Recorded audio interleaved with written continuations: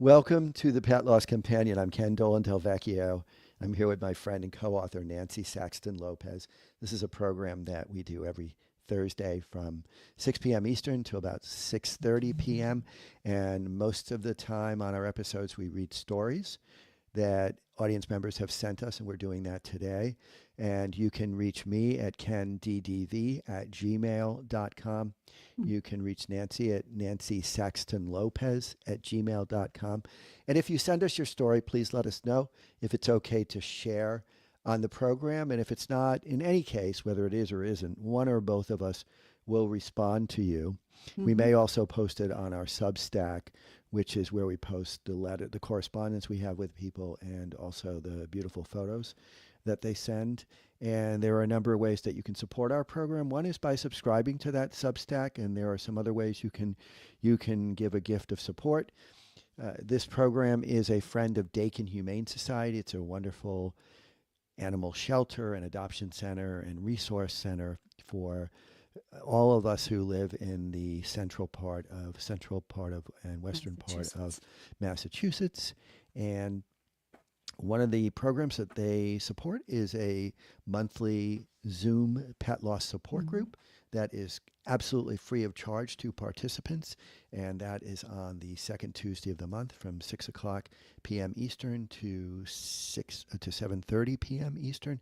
It is open to everyone across the world, and people come to the meeting from all over the world. A lot It's of people very around the interesting. world. Yeah. It's a very interesting mix of people who come and share their strengths and their losses and their sadness and their support for one another. So please consider joining us. There is an RSVP link in the description that accompanies the program.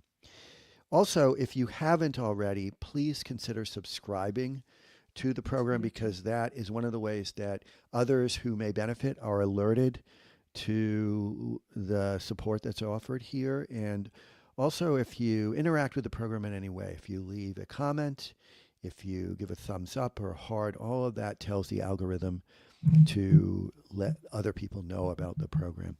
And so please do that if you feel that the program is valuable. We'd like you to know that our book, The Pet Loss Companion, is soon to be available as an audiobook on Apple Books, Spotify, and other platforms, and we'll keep you posted on that. And finally, just want to mention that we have an affiliate program.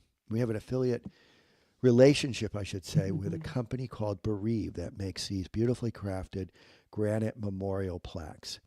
They're really, really beautiful. They really are nice. And if you purchase one through the link in the description to our program, then we will get a little bit of a gift as part of your purchase price. And so, Nancy, want to get us started for Yeah, we have a story tonight from Hannah about her Laylo, her little cat. And I want to preface it because we've talked a lot on our podcasts about how important it is, or how cathartic it is to write your story, of your life with your beautiful companion, and how they died, or what their story was in the context of their death, and then the grieving process, right, afterwards.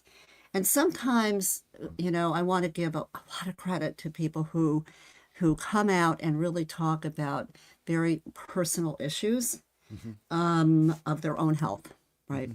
And we want to really thank people who do that, because a lot of times it's hard for people to share that. And it takes a lot of courage. Yes, I was just going to say that. It takes a lot of courage to do so. So I'm going to start, and Ken and I are going to share it. I get permission to share our story on the program. I recently had to bury my soul cat on 9/30/25 after having to put him down on 9/29/25.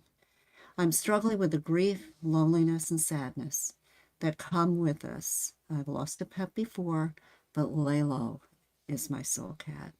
He is everything to me and more. He's literally a part of my soul and who I am. So the levels of despair I feel are a lot stronger. I'll start from the beginning.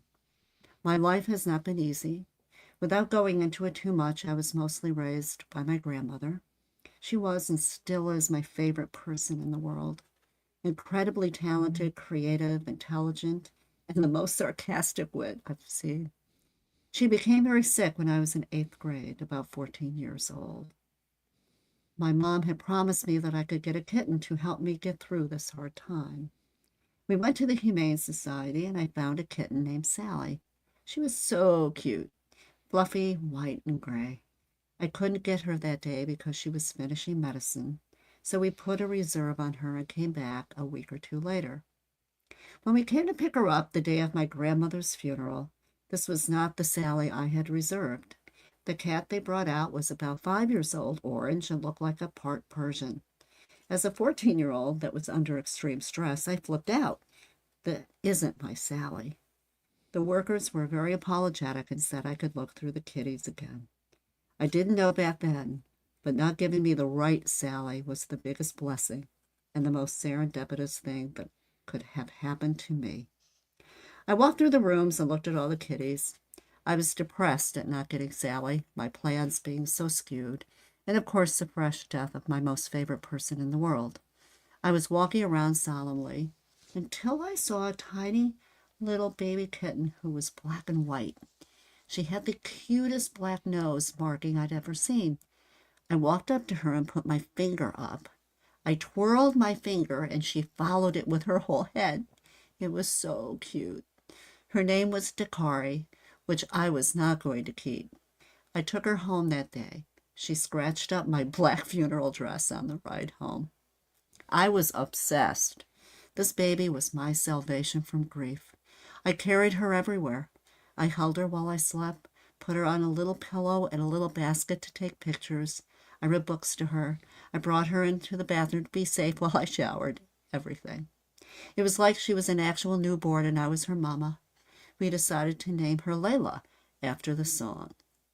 A few weeks later, we went to the vet for a checkup. The vet declared, well, she has balls.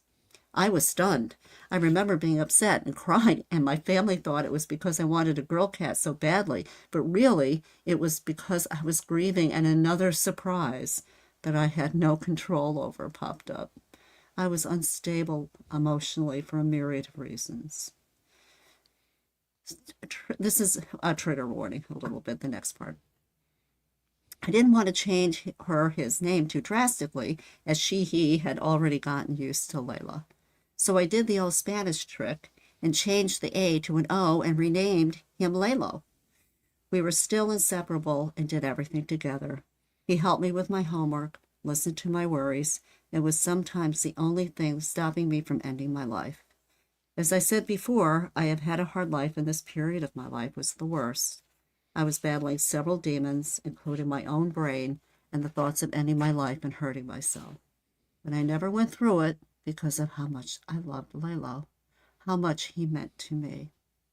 Laylo saw through me through high school graduation, moving to college, graduating from college, moving for graduate school, graduating grad school, and starting my adult life officially.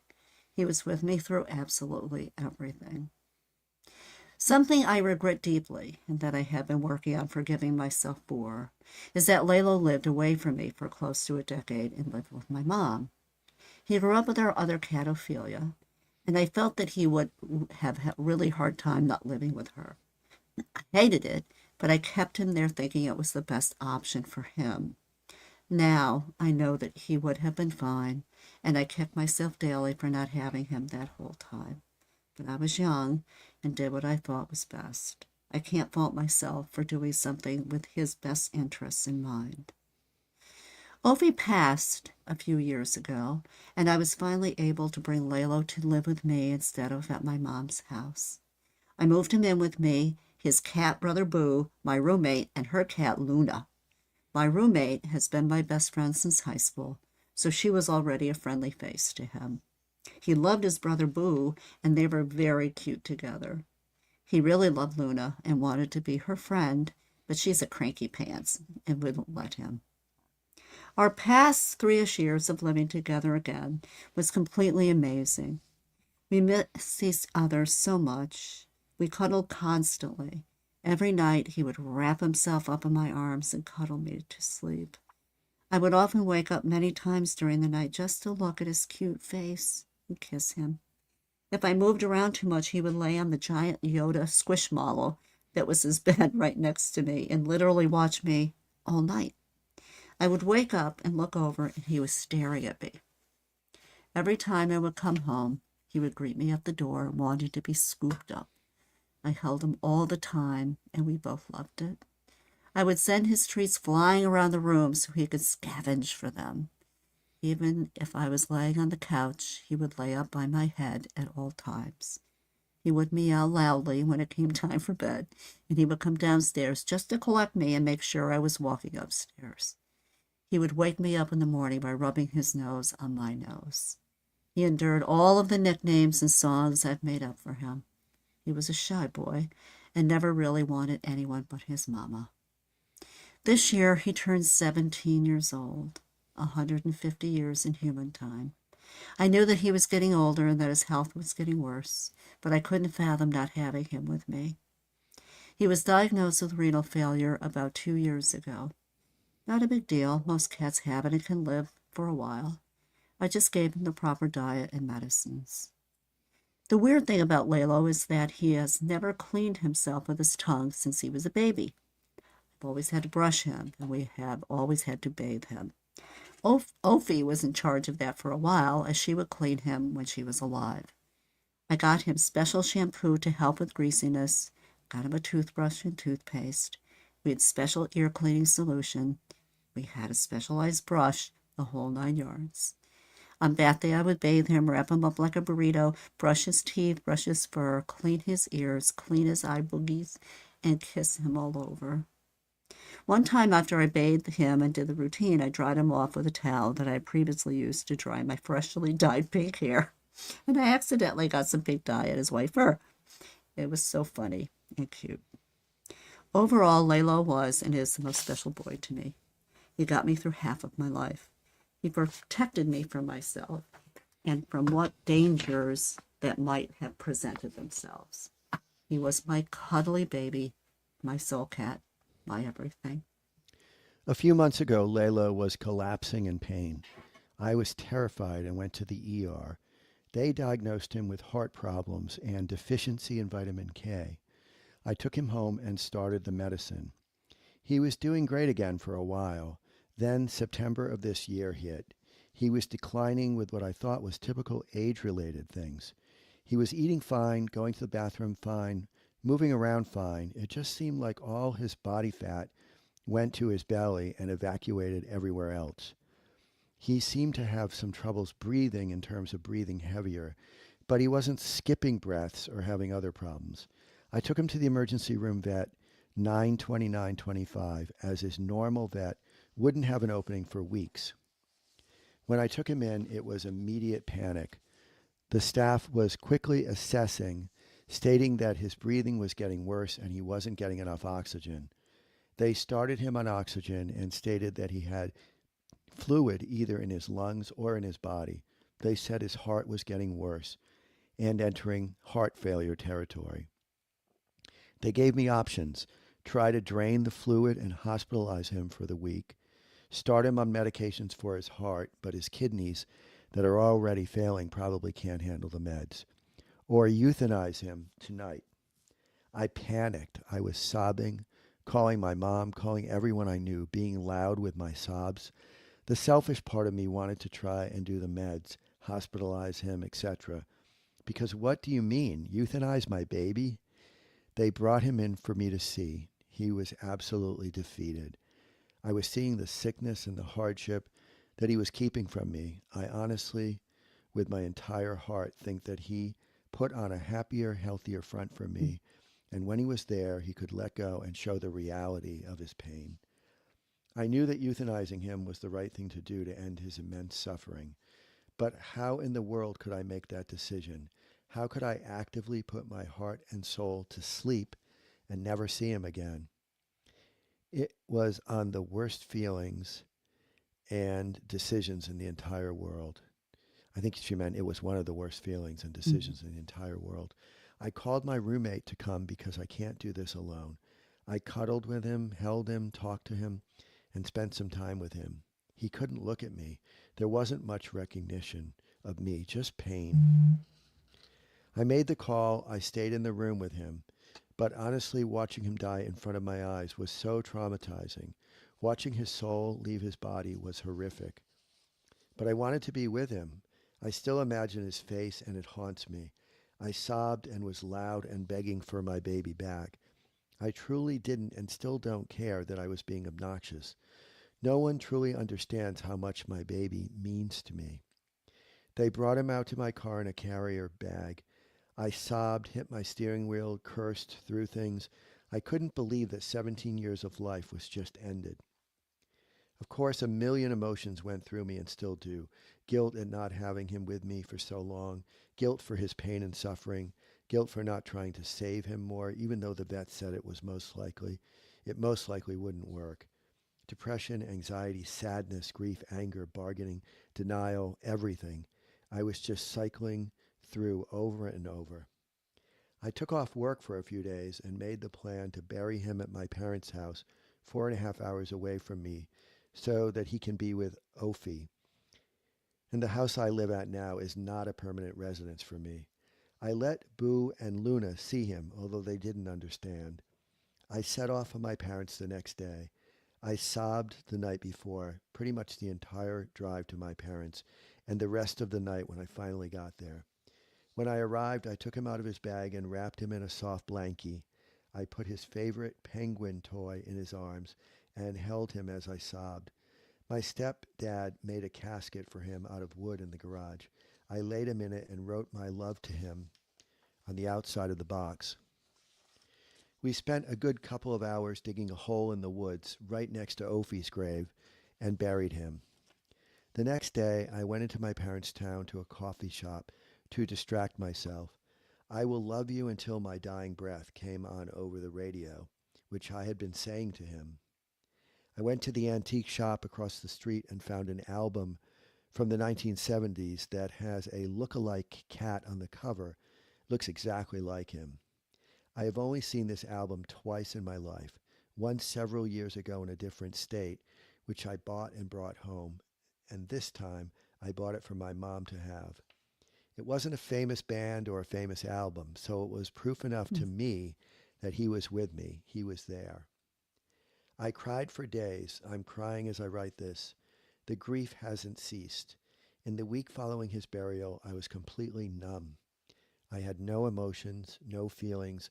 I felt like I was a zombie walking or even dead inside. It was my brain's way of just shutting down the immense grief. It hasn't been long, but it is one of those strange time shifts to where it feels like it just happened 10 minutes ago at the same time it feels like it happened a year ago. Some days have been better than others, but what has been extremely difficult is being in my room and sleeping. Laylo loved to hang out on my bed. He was always on it if he wasn't downstairs. I had gotten used to his greetings when I went up to my room. I got used to cuddling him every single night. I got used to him waking me up every morning with a nose kiss. Now I don't have any of that, and it has been so devastating. I don't even want to be in my room anymore. I've also woken up looking for him, confused as to where he is. I know grief isn't easy. I've had my fair share of it, but this level of grief is a height I haven't reached before now. I miss him so much. I've been buying memorial things for him, just ordered his nameplate for his grave, and I have a plan to get his portrait tattooed on me soon, with his little paw print too. I will always keep his memory alive because he deserves it. He is the best baby boy in the world, and I don't want to do this life without him. To Laylo, the cuddliest, sweetest, most loving baby in the whole world, I will love you and miss you until my dying breath. I know you're still with me spiritually, but I will always keep yearning for your hugs. I love you. And that's What a from Hannah. beautiful Hannah. story. Yeah, it really is. It's so moving, and she details so many of the feelings Yeah, that we have that are right. just so typical. And I really was struck by her saying it felt like it was 10 minutes ago and it felt like it was Yes, a year right. ago. Like the whole distortion around how could Around this time. possibly be? And Yeah. yeah, And it's been a very long few days, like immense. It feels like a year. Yeah. At the same time, I keep remembering it as though it was a moment ago. Yeah, I hear a lot of people say that Yeah, when I'm talking to them, yeah, as they're grieving, they can't adjust, right? It's only been 4 months. It's it's only been 4 months. They can't process, right? yeah. Even Well, after a period of time, they have a yeah. It's hard, your you time know. because in many ways time freezes Hmm. for us when we're grieving. It's part of what isolates people, I think, because we just feel like how can anything keep going Right. when I've lost so much? Hmm. And it's very hard for that all to settle as it does eventually. Eventually, we come to Eventually. a kind of a accommodation with it. Mhm. But wow, and she was very honest and courageous in the beginning of her note, Yeah, talking about how this cat kept her alive, live. which And I we've think that heard. that probably was why he was so much of her soul cat, right? Yeah, yeah, Because they were so bonded and she knew she had to live for him. yeah, And I yep, really hope, by the way, Hannah, that you're doing well. I mean, because you have had this history and now you've lost your soul cat. So we send, wishes to you and hope you're okay, you know. and Um, but so much loss too in her yeah. life. She's Hmm. had a lot of loss that was Hmm. very close to her heart. And It's interesting too because she detailed so much all of the grief feelings, right? yep, And how they're all jumbled up. yep, Um, and there is a time warp. There definitely is because once the death happens, and it could be complicated by if it's euthanasia or an accident or however that is, time stops for you.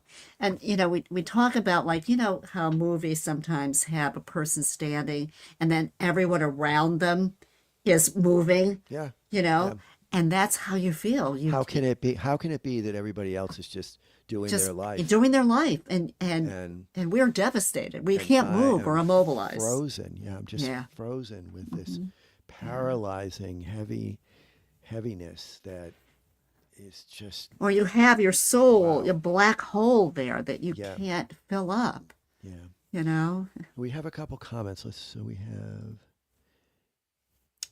Angela who says tears, Yeah. chills. That was beautiful, sad, and powerful, and I can relate Right. 100%. And there's a picture of two little dogs, Oh my very cute. God, very cute. And thank you. And then we have Courtney who says, I experienced all the same feelings. The pain does get better, but the sadness stays. Yeah. Look at pictures and videos. When you're ready, it will bring a smile to your face. And that's so So true powerful. When you're at your ready. time frame, Yeah, when you're ready. So thank you for those you know? really wonderful, heartfelt comments. And I had a little 9-year-old that I was working with today. oh, yes, you And mentioned that. yeah, my Yeah. little 9-year-old. And she says to me, I wanted to talk to you again because I still cry for Bella. And I said, well, that's normal. And she said, but my parents aren't, and my brother isn't. And is this normal? And I said, yes, it's normal. Because it was how she grieves, right? This Yeah. little 9-year-old, right? Who really missed her little dog. And by the time that we had a conversation, it was right before the podcast, she felt better. She thought, oh, I thought that there was something wrong with me. And I said, no, there's It's nothing very wrong with you. instructive that just because the way that we grieve is very individualized. Yep. And if others in the family feel differently, we can often feel like her, that there's something Yeah. wrong with us. Or we can feel like there's something wrong with them. Either way. And the Right. point is, however we do it, it's okay. It's really our style, and it's what Yeah. It's where no we right or were wrong. But I with think that especially connection. with children, that's a Yeah, little because they're looking to parents. yeah, Little they're kids looking look to to their parents as parents and models. am I supposed to be like this or not? Yeah, And I was very clear that it was her journey yeah, and it was only her journey and what she was going through was normal for her. Yeah, and And hopefully her parents will validate that too. And one of the things that we often will say is that it's okay for parents to grieve as well. yeah, of It's course, we not want them to because they're the right. role models. Yeah, and it's not, they shouldn't look like they're completely out of control and wailing and falling on the floor, and because that can really be scary. Yeah, But to show their tears and to talk about their yeah, sadness and to, that's normal. And also sometimes it gets really loud, like when Hannah was talking about what she did yeah. The after her dog, screaming and the the screaming and throwing the and pounding on the on the steering wheel. car. Oh my God, I've done that after Yeah, one of my dogs right. died. I just like lose it. Lost it. And that's part of what we That's do, because also we are in shock and despairing, and our heart is broken, and that's what people do when that's the case. And there's yeah. nothing wrong with that. That's just No, human nature. it's just what the thing also that was I thought was important in this is the connection Hannah had to Laylo and that human animal bond Yeah. for her. And she felt guilty. Now Yep. I had reached out to Hannah. She felt guilty about not being there because she believed at the time that Layla would want to be with Ophelia, right? Hmm. And her mom would take good care of him. Hmm. And then, of course, afterwards, she says, "Oh my God, that was maybe the wrong decision." But she really worked that out for herself. Yeah. Is that I was young, and I thought it was the best thing for him at the time. Yeah. And I think And that maybe that it was was. really, I think that that was really helpful for her to be Yeah. able to say that. Yeah. She also reveals something that is very common, and that is that our animals will be very stoic. Mm-hmm. They'll appear to be doing pretty well, and then they reach a breaking point, like their Right. pain, their illness, whatever's going on internally is no longer something they can provide a veneer of normalcy Right. for, and they show their pain. And then it's too late.